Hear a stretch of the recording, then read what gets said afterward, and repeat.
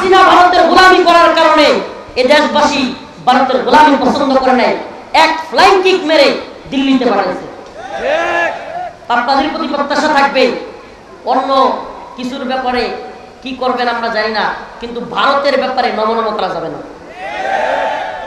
এই বাংলাদেশের ধর্মীয়ভাবে বলেন, রাজনৈতিকভাবে বলেন, ভৌগোলিকভাবে বলেন, বর্তমানে বাংলাদেশের সবচাইতে বড় শত্রুর নাম হলো ভারত। এই বিষয়টা যে যত বেশি দেরি করবে বুঝতে, গদবাদা জিন্দেগি বাদ দেন, গদবাদা চিন্তা বাদ দেন। এরা একটা দাঙ্গা লাগায় হাসি সেনাবাহিনী ব্রিফ করেছে, সেনাবাহিনী যে তারা ষড়যন্ত্র করেছিল হিন্দু মুসলিম দাঙ্গা লাগায় দিতে।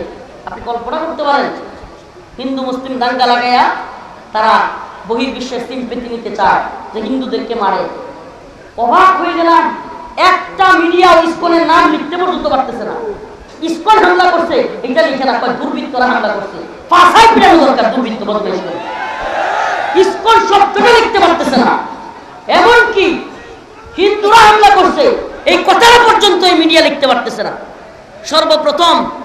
সর্বপ্রথম বাংলাদেশে বর্তমানে যে দালালগুলোকে হুঁশিয়ার করা উচিত, যে দালালগুলোকে বয়কট করা উচিত, রয়ের দালালি সবচাইতে বেশি করতেছে এই প্রথম আলো এবং ডেইলি স্টার। আমাদেরকে সচেতন হইতে হবে। বলবে হুজুর আপনি এগুলো বক্তব্য দিচ্ছেন, হ্যাঁ ভাই, আমরা যেটা ভালো মনে করি, সব বক্তা কবরের ওয়াজ করবে না, সব বক্তা নামাজের ওয়াজ করবে না, সব বক্তা হজ যাকাত কুরবানি ওয়াজ করবে না। কিছু কিছু বক্তা আপনাদেরকে, এই জাতিকে, বহির্বিশ্বের কিংবা বিশেষ করে ইসলাম এবং মুসলমানদের উপর যারা ষড়যন্ত্র করতেছে তাদের ব্যাপারে সজাগ করতে হবে। আমরা সেই দায়িত্ব নিয়েছি, যে জন্য বারবার গ্রেফতার হয়েছি। আফসোস নাই। আজকে মিডিয়া জিজ্ঞেস করছে, হুজুর আগে কথা বলতে পারতেন না, এখন বলতে পারেন, মানে পরিবেশটা কি বলবেন? আমি বলছি ভাই, এটা নিয়ে আমার বিন্দুমাত্র মাথা ব্যথা নেই। অন্য কে কি বলবো আমি জানি না, কিন্তু আমি আগেও যা বলার বলছি, এখনো যা বলার বলছি। আমার আগেও যা ছিল এখনো যা, আলহামদুলিল্লাহ। কারণ আমরা ভয় পাই কাকে? আমরা ভয় পাই কাকে? আল্লাহর ক্ষমতায় বিশ্বাসীরা পৃথিবীর কোনো ব্যক্তির ক্ষমতায় বিশ্বাস করে? পৃথিবীর কোনো ব্যক্তি, আর মিয়া জামাল গুড়া খাওয়া দিয়ে পাতলা পায়খানা হইলে পৃথিবীর কোনো ব্যক্তি বিছনা থেকে উঠতে পারবে? তা যেই মানুষ যত ক্ষমতাসীন হোক, বিছানা থেকে উঠতে পারে না পাতলা পায়খানা হইলে, এরে ভয় পেয়ে লাভ আছে? কথা কয় না। সারা পৃথিবীর সমস্ত ক্ষমতাসীনরা মিলে আমাকে 1 মিনিট বাঁচায় রাখতে পারবে বেশি? কথা কয় না। কারণ তাদেরকে কি ভয় পাবো? ভয় পাবো কাকে? এই জন্য বলি প্রিয় হাজিরিন, ও বগুড়ার মুসলমান, সুস্পষ্ট বলি আপনাদেরকে, আল্লাহ পাক বলে দিয়েছেন পররাষ্ট্রনীতিবিদ আল্লাহর চাইতে বড় কেউ নাই। আল্লাহ বলেছেন লাতাজিদান্না আশাদ্দান নাস, মানুষদের মধ্যে সবচাইতে বেশি আদাওয়াতাল লিল্লাযিনা আমানু, মুমিনদের শত্রু হিসেবে আল ইয়াহুদ ওয়াল্লাযিনা আশরাকু, এক নম্বরে হলো ইহুদি। অতএব মুসলিমদের পররাষ্ট্রনীতি হবে, মুসলিমদের পররাষ্ট্রনীতির ক্ষেত্রে আল্লাহ পাকের কোরআনের এই ঘোষণা মানতে হবে যে মুসলিমরা ইহুদিদেরকে কখনো বন্ধু মনে করবে না। মুসলিমরা ইহুদিদেরকে কি মনে করবে না? আল্লাহ পাক অন্য এক আয়াতে বলেছেন, ওয়ালান তারদা আনকাল ইয়াহুদ ওয়ালান নাসারা হাত্তা তাত্তাবি'a মিল্লাতাহুম, ওয়ালান তারদা, তোমাদের প্রতি তারা কখনোই রাজি খুশি হবে না, আনকাল ইয়াহুদ ওয়ালান নাসারা হাত্তা তাত্তাবি'a মিল্লাতাহুম, ইহুদি খ্রিস্টান কিংবা মুশরিকরা মুসলমানদের প্রতি কখনোই রাজি খুশি হবে না যতক্ষণ না পর্যন্ত হাত্তা তাত্তাবি'a মিল্লাতাহুম, তারা মনে করবে তোমরাও তাদের দলের লোক। আমার কথা মনে হয় বুঝাইতে পারিনি। মুসলমানদের প্রতি এরা কখনো খুশি হবে না। কখন খুশি হবে? যখন দেখবে তাদের দলের লোক আমরাও হয়ে গেছি। তাইলে কি বোঝা গেল? ইন্ডিয়া হাসিনার প্রতি এত খুশি কেন? কারণ ইন্ডিয়া মনে করে হাসিনা মুসলমানদের দলের লোক না, তার দলের লোক। কথা বলেন। যদি হাসিনার প্রতি এতই খুশি, তার মানে কি? আল্লাহ নিজে বলেছেন, ওয়ামাই ইয়াতাওয়াল্লাহুম মিনকুম ফাইন্নাহু মিনহুম ইন্নাল্লাহা লা ইয়াহদিল কওমাজ জালিমিন। তোমাদের মধ্যে কেউ যদি তাদের সাথে গিয়ে মিলেমিশে চলে, তাদের সাথে মাখামাখি করে, তোমাদের বিরুদ্ধে যায়, তবে বুঝো সে তোমাদের দলের লোক নয়।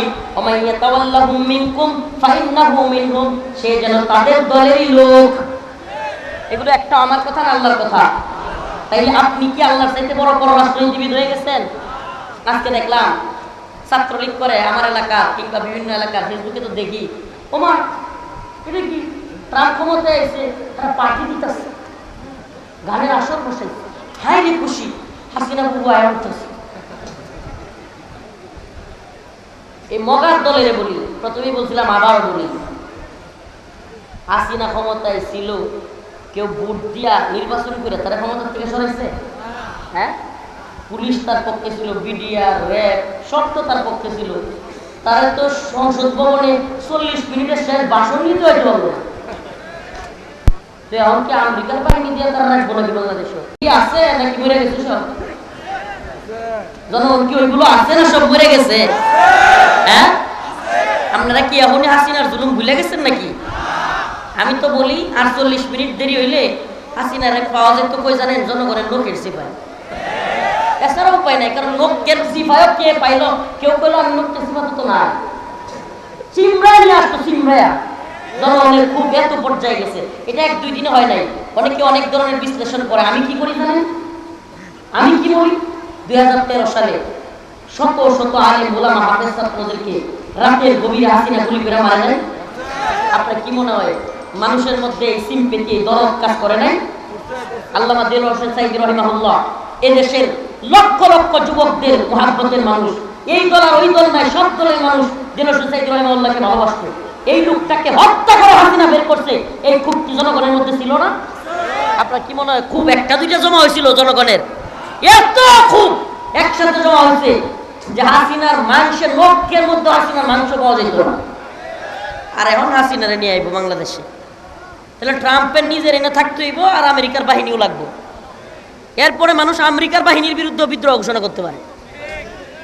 এত চারটেখানি মনে করছেন?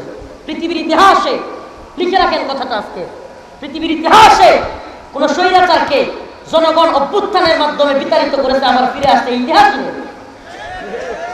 এর লিগে কইছি যে পাগলের সুখ, আজকে ফেসবুকে আমি পোস্ট করছি যে পাগলের সুখ মনে মনে কাগজ উড়ায় টেহা গুনে। কি উড়ায়? এই পাগলের সুখ মনে মনে কাগজ উড়ায় টেহা গুনে। এদের সুখ হলো মনে মনে। আল্লাহ পাক এই সমস্ত জালেমদের থেকে আমাদেরকে হেফাজত করুন, যারা সমস্ত আলেমদেরকে নির্যাতন করেছে, নিপীড়ন করেছে, জেলে নিয়েছে। আরে শাইখুল হাদিসের সন্তান,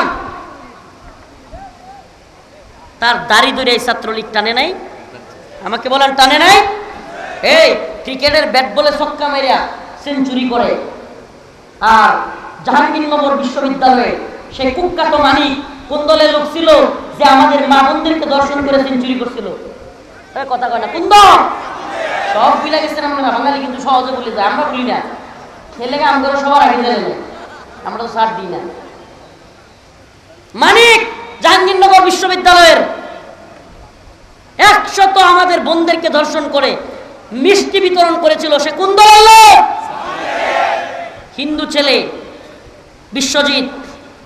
সে বলছিল আমি কাপড় খুলে দেখাই, আমি হেফাজতের লোক না, বেটা দেখ আমি হিন্দু, আমরা মারিস না। তবুও মারছিল। কোন দলের লোক? কথা কয় না, আওয়ামী লীগ ছাত্রলীগ, তাই তো? আমার ভাই আপনার বাহাদকে বুয়েটে হত্যা করেছিল কারা?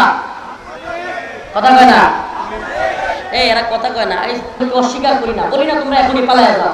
কিন্তু মুসলিম আপনারা ভারতের ব্যাপারে নমনীয় হবেন না। ভারতের ব্যাপারে নির্লজ্জ হাসিনার মতো পররাষ্ট্রনীতি অবলম্বন করবেন না। কঠিন পদক্ষেপ নেন, বাংলাদেশের জনগণ আপনাদের পাশে থাকবে, উলামায়ে কেরাম আপনাদের পাশে থাকবে, কথা দিলাম ইনশাআল্লাহ। আমরা রাজপথে ছিলাম, আপনাদের সাথে আছি, থাকবো, কিন্তু ভারতের ব্যাপারে নমনীয়তা দেখাবেন না। ভারতে ইলিশ পাঠায় মুদিরে খুশি করার দরকার নেই। অতএব আমাদের আপনাদের এই বগুড়াবাসীর প্রতি আমার একটা মেসেজ সর্বশেষ, এভাবেই যদি চলতে থাকে ইনশাআল্লাহ ইসকন নিষিদ্ধ হওয়ার জন্য ডাক আসে, আপনারা তৈরি আছেন তো? ইনশাআল্লাহ ঢাকামুখী যদি ডাক আসে যে ইসকনকে নিষিদ্ধ করতে হবে, ইসকন এক ভয়ঙ্কর ষড়যন্ত্রে লিপ্ত, তাহলে ইনশাআল্লাহ আছেন তো? ছাত্রলীগের মতো ইসকনকেও বাংলার জমিনে নিষিদ্ধ করা হবে ইনশাআল্লাহ। সাধারণ হিন্দুদের উপর কোনো সমস্যা নাই, কিন্তু ইসকনকে নিষিদ্ধ করতে হবে। আল্লাহ পাক আমাদের সবাইকে ইসলামের পক্ষে, দ্বীনের পক্ষে অটল অবিচল থাকবার তৌফিক দান করুন। নাসরুম মিনাল্লাহ ওয়া ফাতহুন করিব। সবার কাছে দোয়া চাই। কিছু বিচ্ছিন্ন কথা বলে গেলাম। আল্লাহ পাক আমাদের সবাইকে ইসলাম এবং ভূখণ্ড রক্ষার আন্দোলনে শরীক থাকার তৌফিক দান করুন। আখিরু দাওয়ানা আলহামদুলিল্লাহি রাব্বিল আলামিন। আসসালামু আলাইকুম ওয়া রাহমাতুল্লাহি ওয়া বারাকাতুহু। মা ইয়াসিফুন ওয়া সালামুন আলাল মুরসালিন আলহামদুলিল্লাহি রাব্বিল আলামিন।